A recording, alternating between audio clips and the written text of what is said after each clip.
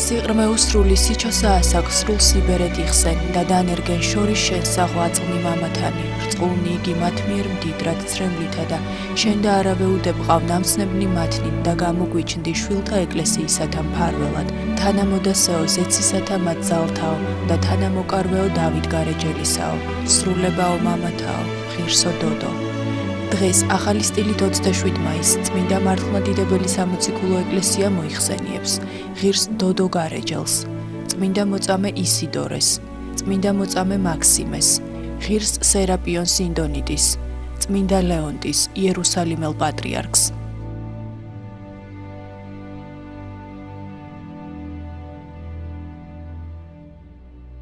დავით გარეჯელის ლავრა მე-6 საუკუნეში დააარსა ასურელ მამათაგან ერთ-ერთმა წმინდა დავით გარეჯელმა.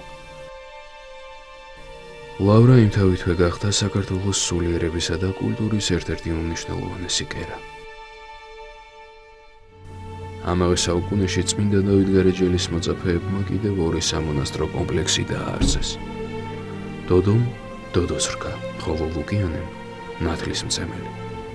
დოდოსრკის სამონასტრო კომპლექსი სხვადასხვა დროის გამოქვაბულებს შევხვდებით. მთავარი დარბაზული ეკლესია და სატრაპეზო გარეჯის მონასტრების აღმავლობის პერიოდს მე-11-13 საუკუნეებს მიეკუთვნება. განსაკუთრებით საყურადღებოა კლდეში გამოკვეთილი წმინდა დოდოს მცირე ეკლესია, რომელმაც დღემდე სრულყოფილი სახით ვერ მოაღწია. კონქში შემონახულია ფრესკული მხატვრობის ერთ-ერთი ყველაზე ადრეული და მნიშვნელოვანი ნიმუში საქართველოში. ამ მონასტრის დამაარსებელი ღირსი დოდო გარეჯელი წარმოშობით კახელი გახლდათ ანდრონიკა შულთა გვარიდან.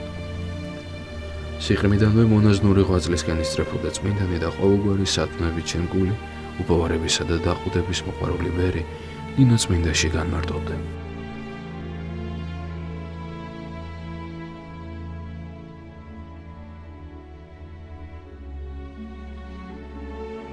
როცა დავით გარეჯელის სასწაულების შესახებ შეიტყო, მასთან ცხოვრება მოისურვა და გარეჯში წავიდა. მალე დავითმა იხილა ღირსი დოდოს სარწმუნოებრივი სიმტკიცე. მოეწონა სიმახვილე დოდოს გონებისა საღვთო საშინა და აკურთხა ერთ-ერთი კლდის წვერზე სენაკები აეგოთ და იქ წაეყვანა თანამოსაგრეები. მალე სენაკების რაოდენობა 200-ს გადააჭარბა. ღირსმა დოდომ ვიწრო ნაპრალს მიაშურა და იქ განაგრძო მოღვაწეობა.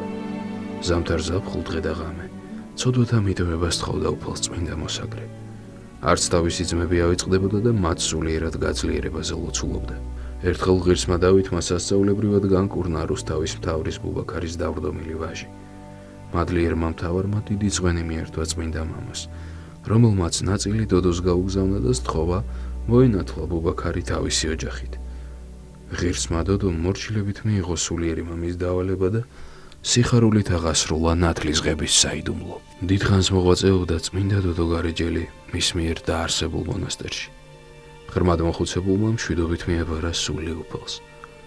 სულიერმა შვილებმა თავის სენაკშივე დაფლეს მისი წმინდა სხეული.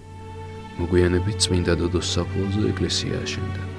დოდოს რქა მე-12-მე-15 საუკუნეებში სამეფო მონასტერი გახდა. 1424 წელს ალექსანდრე პირველმა ის დავით გარეჯის ლავრასთან ერთად მცხეთის სვეტიცხოვლის საკათალიკოსო ეკლესიას შესწირა.